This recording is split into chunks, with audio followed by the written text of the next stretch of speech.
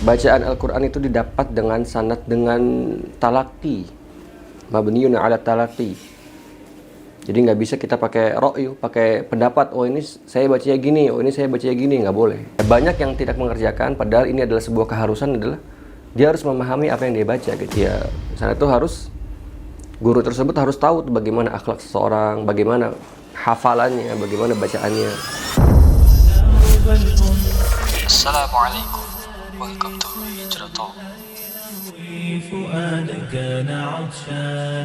Assalamualaikum warahmatullahi wabarakatuh. Alhamdulillah, salatu wassalamu ala asyrofil anbiya wal mursalin Muhammad wa ala alihi wa sahbihi ajma'in, amma ba'd. Ahlan wa sahlan di acara Hijrah Talk, bincang-bincang inspiratif. Gimana kabarnya Sobat Kenal TV? Semoga sehat selalu dan dalam lindungan Allah Subhanahu wa Ta'ala. Kembali lagi bersama saya Arif Rahman, yang insya Allah akan menjadi MC pada hari ini. Dan insya Allah kita hari ini akan membahas tentang tipis-tipis soal sanad Al-Quran dan persiapan menyambut Ramadan. Gimana? Bakal seru banget obrolan kita hari ini. Nah, teman-teman, alhamdulillah sekarang kita sudah bersama Ustadz Saiful Majid Hafizahullah, yang beliau ini bakal kita tanyain seputar sanad qiraah Al-Quran dan obrolan lainnya seputar Al-Quran. Dan kita bakal ngobrol sedikit tentang bulan Ramadan bersama Al-Quran. Dan pasti bakal seru banget. Gimana kabarnya, Ustaz? Alhamdulillah sehat. Untuk gimana kabarnya? Alhamdulillah, Ana sehat. Nah, sebelumnya Ana pernah dengar, Ustaz itu alhamdulillah udah menjadi hafiz 30 juz ya. Alhamdulillah. Nah, boleh nggak Ustaz menerangkan untuk Ana dan pemirsa sekalian tentang apa sih sanad qiraah Al-Quran, dan ada berapa jumlah sanad Al-Quran di dunia ini? Sanad Al-Quran ya adalah sebuah pengakuan ya, sebuah sertifikat dari seorang guru ya, yang di dalamnya tertulis bahwasanya muridnya telah membaca kepada guru tersebut ya, bahwasanya dia telah membaca dari Al-Baqarah sampai An-Nas. Ya, kalau di Indonesia ini atau di dunia ini ya ada yang namanya sanad bin nazar atau bil ghaib. Kalau bin nazar berarti dia baca tuh baca Al-Quran pakai mushaf, melihat mushaf, baca dari Al-Fatihah sampai An-Nas. Kemudian yang bil ghaib berarti dia pakai hafalan ya, pakai hafalan, dia baca dari Al-Fatihah sampai An-Nas. Dan gurunya ini juga dapat dari gurunya, ya gurunya terus sampai guru sampai bersambung kepada Rasulullah SAW. Jadi ya sanad ini gunanya untuk menjalankan ayat yang inna nahnu nazzalna dzikra wa inna lahu lahafizun, kan. Sungguh kami yang menurunkan Al-Quran ini dan kami juga yang akan menjaganya. Jadi bedanya bacaan Al-Quran dengan ilmu-ilmu yang lain itu adalah di sanad ya. Karena bacaan Al-Quran itu tidak bisa pakai ijtihad. Beda dengan ya fikih ya. Bacaan Al-Quran itu didapat dengan sanad, dengan talaqi, mabniun ala talaqi. Jadi nggak bisa kita pakai ra'yu, pakai pendapat, oh ini saya bacanya gini, oh ini saya bacanya gini, nggak boleh. Yaitu didapat dengan belajar dari guru, terus guru sampai tabi'in, sahabat dan Rasulullah. Seperti itu. Dan tidak ada di dalam bacaan Al-Quran itu ruang untuk kita berpendapat ya. Kemudian kalau pertanyaan antum, berapa sanad dalam Al-Quran? Ya, sanad Al-Quran itu yang paling terkenal adalah namanya qiraah sab'ah. Yang pertama itu. Kemudian ada namanya qiraah asyarah sughra. Kemudian ada qiraah asyarah kubra ya. Ya sedikit ya ini supaya jelas bahwasanya yang pertama kali membukukan sebuah qiraat itu adalah Imam Ibnu Mujahid. Ya, tepatnya bukan beliau yang pertama kali, tapi banyak ya ulama-ulama pada zaman tersebut membuat kitab-kitab yang berkaitan dengan bacaan para imam, bacaan para qori yang masyhur pada zaman tersebut. Di antaranya ada yang membuat qiraah yang 20, bahkan ada yang qiraah 50 juga ada. Tapi Imam Ibnu Mujahid ini membuat kitab namanya As-Sab'ah. As-Sab'ah ini kitab ya sebuah panduan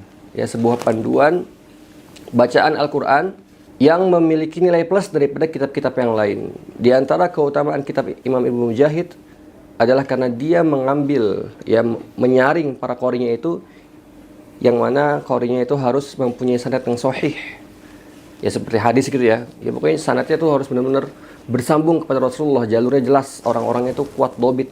Kemudian yang kedua juga dia ya memilih bacaan-bacaan itu yang memang sama atau bacaannya itu ada dalam Rasul Utsmani. Seperti yang kita tahu ketika terjadi perselisihan ya, ketika para sahabat itu hampir bunuh-bunuhan gara-gara perbedaan bacaan Al-Quran, maka beliau Utsman bin Affan itu mengirim 5 mushaf ya ke Kufah, ke Basra dan ke semuanya itu 5 mushaf, dan 5 mushaf ini juga disebar ya siapa qori-qorinya. Kemudian kembali lagi ke Imam Ibnu Mujahid, syarat yang kedua dari kitab Sab'ah ini adalah harus sesuai dengan Rasul Utsmani yang 5 itu. Ya kemudian syarat yang ketiga dari kitabnya Imam Ibnu Mujahid adalah sesuai dengan kaidah bahasa Arab walau dengan wajhun, walau dengan salah satu versinya. Jadi bahasa Arab itu kan ada khilaf juga ya. Ya kalau misalnya bacaan orang tersebut ini ya melenceng, benar-benar nggak ada, misalnya ada kata genteng atau ada kata apa ya, ada kata tisu atau ada kata-kata yang memang itu nggak sesuai dengan kaidah bahasa Arab, maka ditolak sama Imam Ibnu Mujahid. Jadi kitab As-Sab'ah ini masyhur dan diterima pada ya zaman tersebut. Kemudian barulah itu pada sekitar abad 300-an ya. Kemudian barulah muncul lagi namanya Imam Abu Amr Ad-Dani pada abad ke-400-an Hijriah ya. Beliau juga menulis kitab. Kemudian ada Imam Syatibi, ya Imam Syatibi. Beliau juga menulis kitab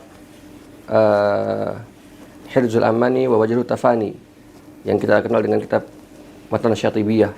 Kemudian juga ada Imam Ibnu Jazari ya. Imam Ibnu Jazari juga membuat kitab namanya An-Nasr fil Qira'atil Asr. Pokoknya ada beberapa istilah yang namanya qiraah sab'ah, ada qiraah asyrah sughra, ada qiraah asyrah kubra, dan itu ya, yang para imamnya adalah Imam Asy-Syatibi dan juga Imam Ibnu Jazari, kemudian Imam Abu Amr Ad-Dani. Ya sebenarnya banyak ya yang menulis kitab-kitab. Ya 3 orang ini unggul, zalika fadlullah yu'tihi may yasha.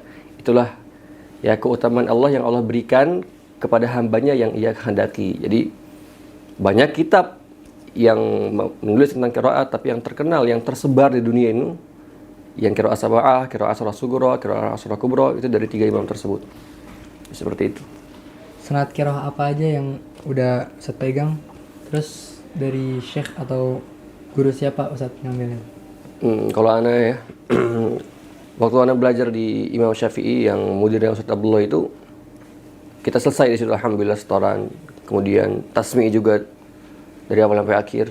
Kita nggak dikasih sanad. Memang semua murid-murid di situ tidak dikasih sanad karena beliau adalah orang yang sangat berhati-hati ya, sangat berhati-hati dan tidak ingin namanya itu dibangga-banggakan dan tidak ingin namanya itu ditulis dalam sanad. Dan beliau sampai sekarang pun walaupun muridnya banyak, tidak pernah memberikan sanad kepada siapapun. Ya, kemudian ya alhamdulillah selesai sama Ustaz Haidar.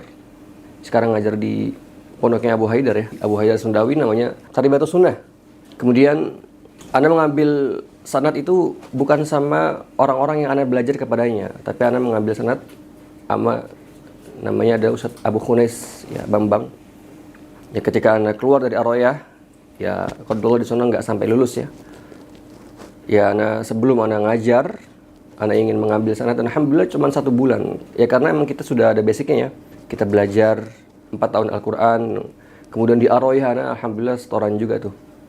Sama teman Ana, sama Rozan, sama Iqbal namanya. Iqbal itu lulusan Wadi Mubarak. Ana setoran 2 kali itu di situ. Dari awal sampai akhir. Dan ketika sama Ustaz Abu Khunais, alhamdulillah ya Ana dikasih sanad hifz bil ghaib. Kemudian di Banjar juga Ana ngambil sanad sama Syekh Abdurrahman Al-Yamani. Ya beliau juga termasuk orang yang mutasyaddid kalau sama orang yang gede ya. Tapi kalau anak kecil beliau tasahul. Tapi kalau sama anak yang gede, yang pengen ngambil sanad, beliau mutasyaddid banget. Alhamdulillah selesai dan kurang 7 juz, tapi belum, insya Allah ingin menyelesaikan sama beliau tuh. Ya, jadi intinya Ana sudah ngambil sanad Hafs an Asim. Ya, kemudian sekarang juga sebenarnya lagi setoran online bersama Syekh Mahmud namanya. Warsh an-Nafi', tapi macet di 15 juz ini karena kendala waktu dan beberapa hal yang kesibukan ya. Terus gimana Ustaz metode terbaik Ustadz dalam menghafal Al-Quran atau murajaahkannya? Dan ada nggak sih tantangan atau kesulitan ketika nyetorin hafalan buat ngambil sanad? Kalau metode yang terbaik dalam menghafal Quran ya metodenya adalah diujikan setiap juz, setiap satu juz, dan diujikan setiap 5 juz. Harus lancar ya. Kalau belum lancar ya jangan nambah dulu. Kemudian untuk murojaah per harinya ya yang selama ini yang Ana ketahui yang paling baik adalah ya mungkin ada juga yang banyak yang lebih baik, tapi yang Ana ketahui yang paling baik sekarang menurut Ana adalah sebeki manzil ya. Yang manzilnya sehari itu 1 sampai 2 juz. Kemudian sabekinya itu tiap hari diulang. Sabeki adalah hafalan yang belum genap 1 juz. Manzil adalah hafalan yang sudah 1 juz dan dia sudah disetorkan sama ustadz. Jadi murojaah itu 2 tiap harinya. Dia harus murojaah sabeki dan dia harus murojaah manzil. Untuk tantangan terberat ketika ngambil sanad sebenarnya ngambil sanad itu gampang sebenarnya. Apalagi syekhnya mutasahil ataupun syekhnya mutasyaddid. Asalkan kitanya siap dalam sudah keadaan 30 juznya mungkin atau 30 juz sudah gak ada yang salah gitu ya. Seperti yang ngambil sanad sama Syaikhul Rahman sama Abu Khunes itu nggak sampai sebulan itu kelar ya. Mungkin bagi yang dari nol dia belum hafal sama sekali, kemudian bacaannya masih berantakan, ya mungkin ini bertahun-tahun yang ngambil sanadnya karena dia belum ada kemampuan ya. Jadi seperti itu. Jadi sanad juga di Indonesia ya semakin melemah, semakin mutasahil orang ya. Kadang-kadang ya di internet atau di mana dibuka itu pengambilan sanad. Ya padahal ya sanad itu guru tersebut harus tahu bagaimana akhlak seseorang, bagaimana hafalannya, bagaimana bacaannya. Ya, jadi tidak bisa terpatok dengan hanya uang, tapi memang harus benar-benar guru tersebut yakin anak tersebut atau murid tersebut sudah benar-benar bagus hafalannya, bagus bacaannya, bagus ya dalamannya itu ya. Nah, seperti itu. Berarti ngambil sanad tuh bukan susah tapi tergantung dari diri kita ya. Iya. Yang susah itu kalau 30 juz dia mungkin bacaannya, mungkin hafalannya itu susah. Kata Syekh Abdul Karim, orang normal sejuhud-juhudnya dia, sebenar-benar dia itu ya berusaha dari subuh sampai malam itu minimal ngafal Quran. Kalau mau mungkin hafalan dan tajwid butuh waktu 2 tahun, nggak ada yang kurang dari itu. Itu fatwa dari beliau ya. Anak benar-benar mendengarnya itu bukan dari orang lain tapi dari mulut beliau sendiri. Jadi 2 tahun itu benar-benar orang yang super pintar ya, dan dia meluangkan waktunya dan bersungguh-sungguh. Jadi kalau ada metode ngafal 1 bulan, 3 bulan, 1 tahun, berarti dia keluar dari kaidah gitu. Terus menurut Ustadz mana yang lebih utama, Ustadz? Menghafal Al-Quran terlebih dahulu, terus mempelajari tafsirnya, atau mempelajari tafsir baru ngapal Al-Quran, atau ngapal Al-Quran sambil mempelajari tafsir? Ya, kalau bertanya seperti ini ya kita tidak memungkiri ya bahwasanya Rasulullah mengajarkan kita harus ngafal plus ngamalin plus mendalami ya. Kitabun anzalnahu ilaika mubarakul liyadabbaru ayatih. Kitab ini diturunkan kepada kamu dengan keberkahannya, tujuannya untuk yadabbaru ayatih, untuk ditadaburi, wal yatadzakkaru ulul albab. Ya pasti sembaring ngafal, sembaring ditadaburi. Mungkin tadaburi yang beda ya. Kalau kita memang mempelajari tafsir secara rinci, Ibnu Katsir dan lain-lain, ya banyak yang tidak mengerjakan. Padahal ini adalah sebuah keharusan, adalah dia harus memahami apa yang dia baca gitu. Harusnya dia sebagai santri menghafal Quran dia harus membeli kitab tafsir. Kayak tafsir Muyassar, tafsir Jalalain, ya yang bahasa Indonesia banyak sekarang ya. Sekarang tafsir yang ringan itu ada terjemahannya dan itu bisa nyambung, tapi kebanyakan dari kita nggak punya kitab tafsir ya di sini. Itu. Nah, sekarang kan kita udah mendekati bulan Ramadan 1446 Hijriah. Ada beberapa hal yang mau kita bahas, Ustaz. Nah, kenapa bulan Ramadan sering dikaitkan dengan Al-Quran? Ya karena Al-Quran turun pada bulan tersebut. Ya.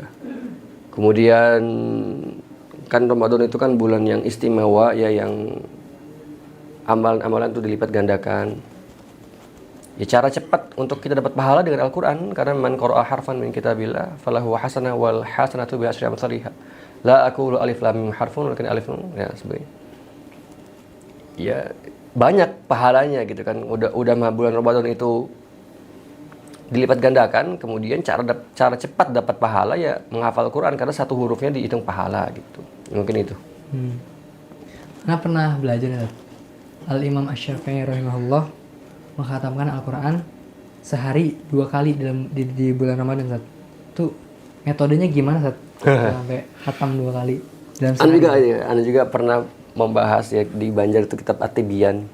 Ya memang luar biasa ya. Bahkan Utsman bin Affan tuh membaca Al-Quran dari Al-Fatihah sampai An-Nas tuh dalam satu kali sholat. Kalau alam ya, bagaimana cara beliau membaca, ya tentunya itu sebuah karunia atau sebuah karomah mungkin ya, seperti itu. Kenapa para ulama terdahulu itu sangat semangat banget dalam baca Al-Quran di bulan Ramadan? Dan apa motivasi buat kita biar bisa ikut banyak baca Al-Quran gitu di bulan Ramadan? Ya karena mereka ya di zaman dahulu kan memang generasinya dekat dengan Rasulullah ya. Jadi Rasulullah langsung ngajarin kepada para sahabat, dan para sahabat tersebut ya ketika belajar sama Rasulullah nggak ada namanya ijazah ya. Jadi benar-benar murni belajar tuh karena ikhlas. Begitu pula para tabi'in. Mereka nggak ada ijazah. Ya metode mereka belajar adalah mulazamah, dan niatnya mulazamah itu ya diamalkan. Jadi ya jelas itu dari segi itu saja pasti hasilnya akan kelihatan. Mereka benar-benar menuntut ilmu tuh bukan karena ijazah, bukan karena apa-apa, benar-benar karena pengen diamalin. Bahkan mereka berlomba-lomba gitu. Jadi kalau menurut saya ya karena mereka dekat dengan Rasulullah. Ya Rasulullah dekat dengan para sahabat, dekat dengan ya generasi yang paling dekat dengan Rasulullah. Ya otomatis generasi yang kebelakangan sini akan berkurang keimanan dan ketakwaan mereka. Gitu. Terus biar kita bisa ngikut banyak Al-Quran gitu, banyak baca Quran. Iya pada Ramadan supaya kita getol, ya kita harus bertaubat ya. Bertaubat ya karena salah satu yang menjauhkan kita dalam membaca Al-Quran adalah dosa. Ya Allah nggak senang kalau kita baca Al-Quran karena hati kita masih kotor. Maka kita sebelum bulan Ramadan benar-benar bertaubat, benar-benar berdoa sama Allah ya agar Allah sudi, agar Allah mengizinkan kita dekat dengan Al-Quran. Gitu. Apa benar saat Al-Quran itu diturunkan di bulan Ramadan? Terus apa makna diturunkannya Al-Quran di bulan Ramadan tersebut? Ya benar, karena Allah sendiri yang menjelaskan inna anzalnahu fi lailatul qadar ya.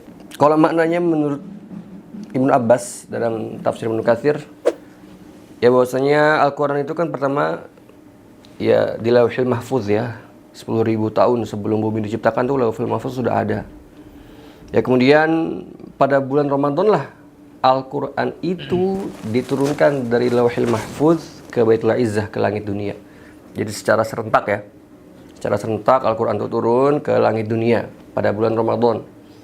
Kemudian barulah dari langit dunia Malaikat Jibril ya mewahyukan kepada Nabi Muhammad secara bertahap.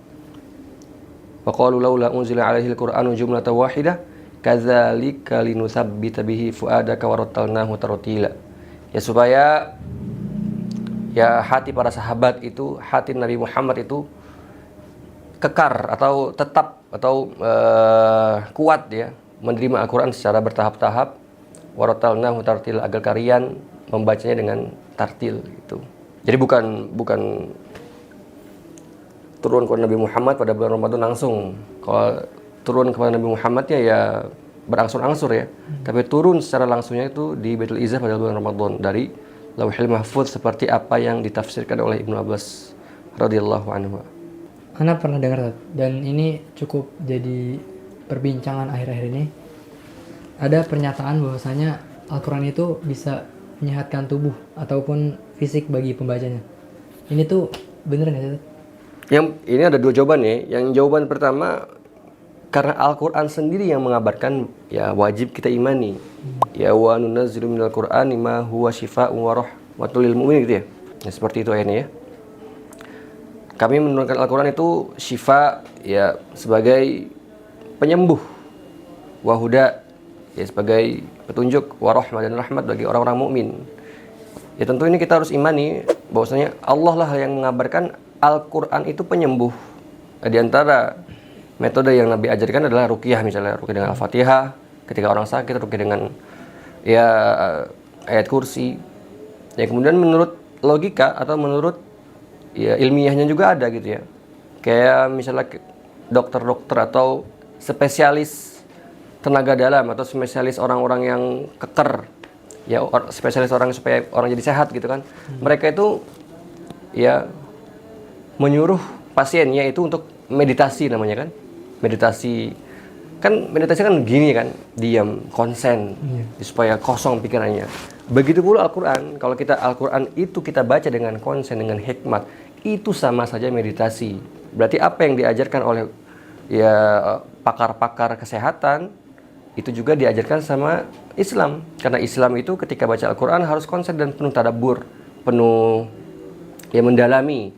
Ya, dan ketika mendalami itulah penyakit-penyakit mental itu hilang. Ya karena pernah diceritakan juga di zaman siapa ya, orang-orang Madinah itu jarang ada yang sakit. Ya, lalu dijawab, kenapa kok pada nggak pernah sakit? Karena mereka itu sholat malam. Karena mereka itu rutin sholat malam. Dan sholat malam itu kan bisa, apa ya, kalau menurut logika kita, bisa menyembuhkan penyakit mental. Yang tadinya dia stres, dia bermunajat kepada Allah pada malam hari, baca Al-Quran.